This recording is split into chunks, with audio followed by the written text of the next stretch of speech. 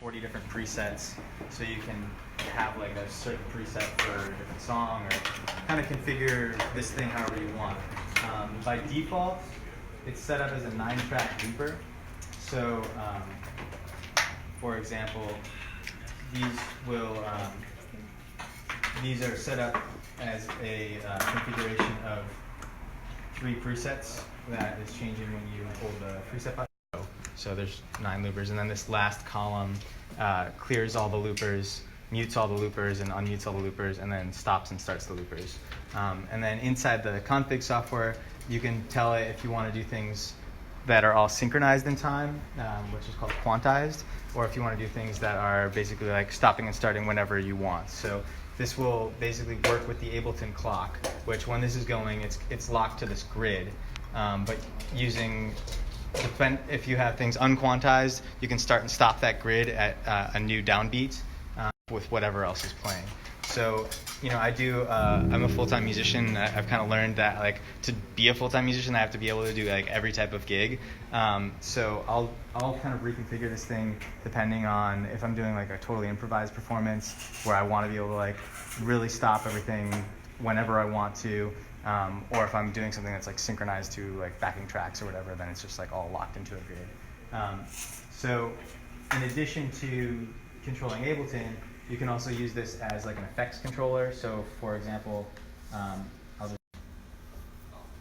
so I can load up do what these guys are doing, like fly all over the place.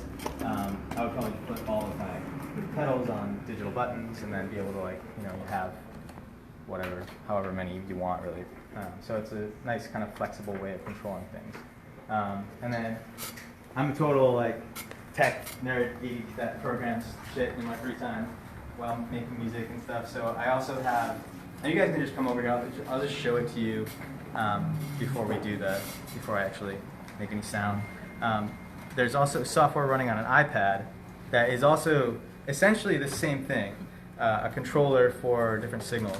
And I've written software that will talk back and forth to this Ableton set and allow me to trigger different things, change sounds, affect loops, and like fuck with things after the fact, or mute and like solo and do all that stuff. So I can just show you something if we've got the audio plugged in. And it looks like he is on it. So let me just see if I've got signal here.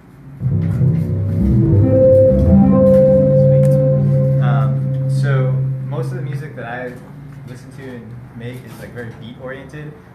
So right now I have this configured in like more or less a quantized way. So you can see that right now there's these lights blinking in time.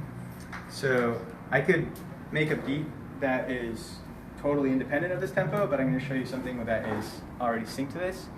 So I can launch basically something, let's say I launch a clave pattern, and then I can fuck with this using these controllers.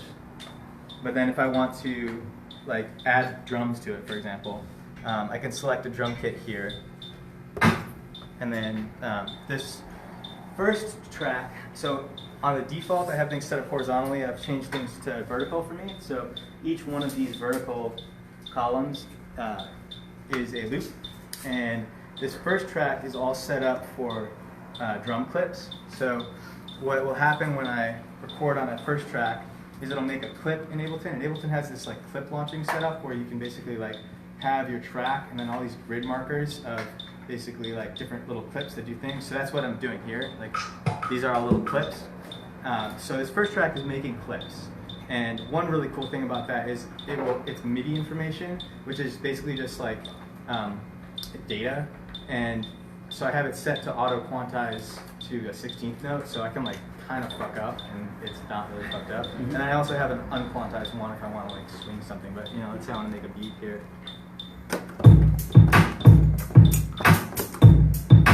So that's like, so here I'll do it again. Mm-hmm.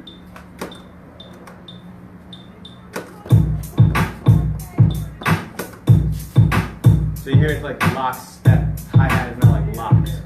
And so anything I want to add on top of that, I can switch drum kits and then make independent loops for each kit at independent times. Because each kit has a track, so I can do like independent lengths. So I can do like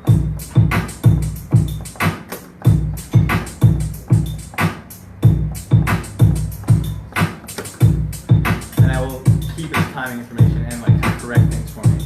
And then on these things, I can also fuck with stuff, so I can do like.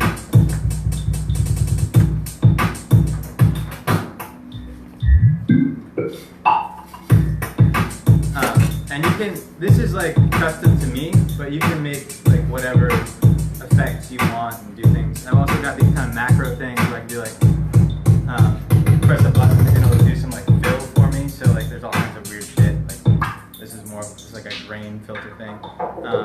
And this is all based on basically doing stuff in Ableton.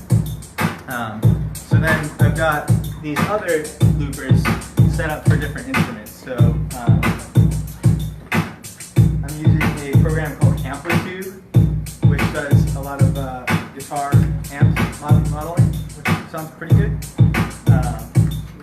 And then I've got loopers 3 through 5 set up for doing looping on like guitar or keyboard stuff. And I found like one thing for me, it's really nice to separate out the instruments that you're looping, because like if I loop a guitar and it was all set up as one thing, it would also be looping like whatever's in the vocal mic, and then I get these like weird extra sounds I don't want. So this is the way I've set it up is like nice to be able to kind of control just like individual things. So I can loop this.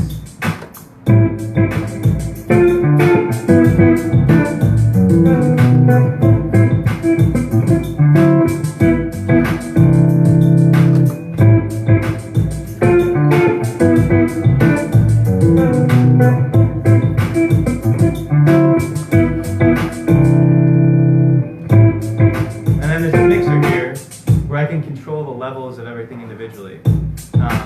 So, you know, I can like do little dropouts where I just solo things, or just bring individual things down, or take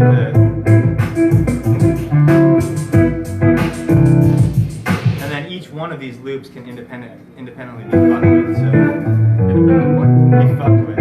So, like, let's say I want to do.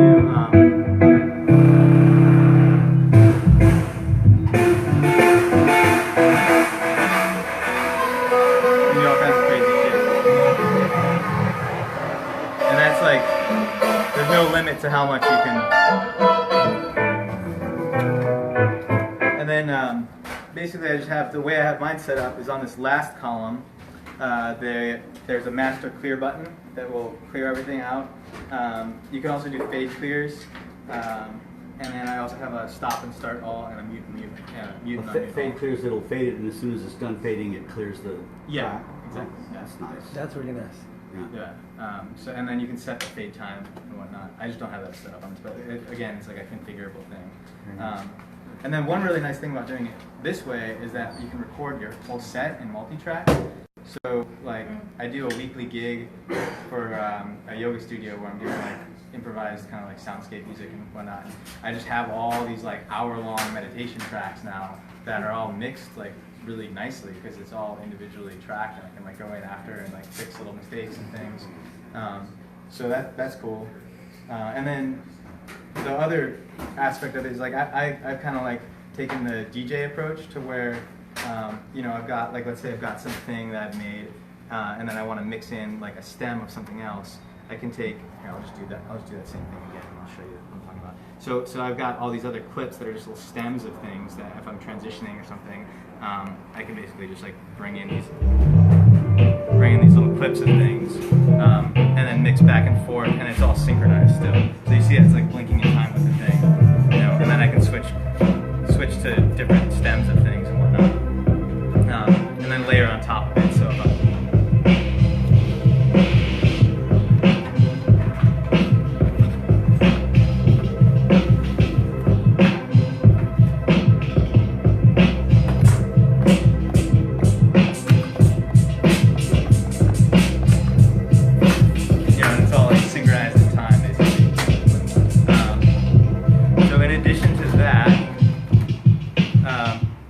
in addition to like the drum switching thing and all these clips that I can trigger, I can also switch instruments here that are like lead instruments.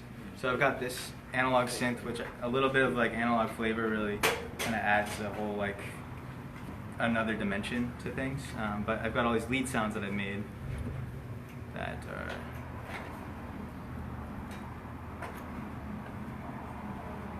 I'm not sure why that's not working. actually.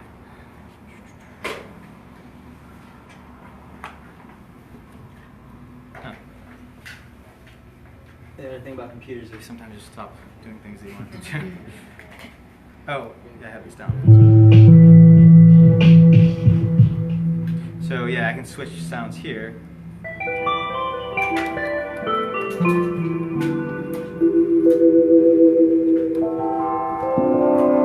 can really tell that this set of sounds is very much set up for like yoga, you know. And then the analog stuff just has a nice like depth to it.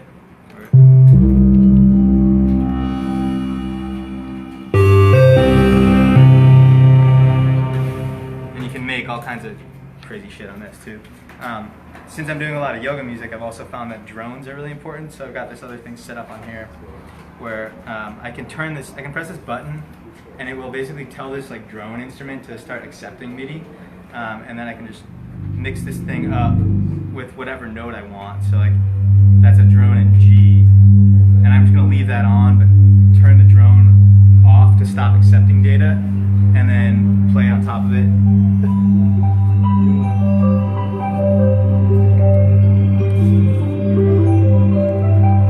And the drone won't change, but I can change it when I want to. So if I want to now drone in C or something, yeah, I can just like change that basically. And I've also got some other like software stuff I've written where this will basically take, anytime I switch leads, it will take whatever macro parameters are set up on the track and map them to this fader, so I can like basically control just a set of parameters for each instrument, so it's a little bit like variable every time. But yeah, that's more or less my Wow, cool setup. It's beautiful. And so the DataLooper, DataLooper is currently out of stock, but I've got a second revision of it that's coming in the next week or two. It's got a couple changes. It's more symmetrical, so there's a screen in the center that has the preset name that you're on, and there's 2 expression pedal jacks and a MIDI in and out, so you can daisy chain them. But yeah, if you want a DataLooper, What will they retail for? they're selling for $250. $250. Oh, that's great. How do we find you? Yeah. DataLooperpedal.com is yeah. Do you have a Facebook site too? Yeah, there's Facebook and all those things. Yeah. Yeah. Maybe Thanks, man. You told before, yes. Thank you. Maybe you told me before. Is it possible, as you have 2 pedals, so you have set up everything that you need for your 8 tracks? Is it possible during a performance with Ableton to change patch? Yeah. This and change totally during the performance. Yeah. So you can. There's a couple ways you can do that. So he was asking basically, can you change patches to where it doesn't look like this? It's Because turning normally a effects MIDI on. controller doesn't do that. There are a few. There is the Israel MIDI fighter, which does this. That during a Ableton patch, you can change the patch during live. But normally a MIDI controller doesn't do this so much. Yeah, so you can send program change messages, and then that will change the patch on this. You can also program one of the buttons to be a preset up and down or jump to a certain preset. So Can you So have send your, CCs and program changes. Does it send MIDI note? yeah, you can send any standard MIDI, Wow. MIDI data. Cool. Yeah. Cool. But maybe it was not Wow, that's very well versatile. asking. If you have your patch settings program, can you change the patch during while you are using Ableton? You can change the patch on the DataLooper is what you're asking, right? Yeah. Okay. Yeah. So as with Ableton running or not, if you send it a program change message, which you can do from a clip in Ableton or assign a button somewhere, it will change the patch. Because, for example, if I press the lower one, it sends MIDI control change number 2, and I go on your program and I say now it will do this. It will send control change number 15.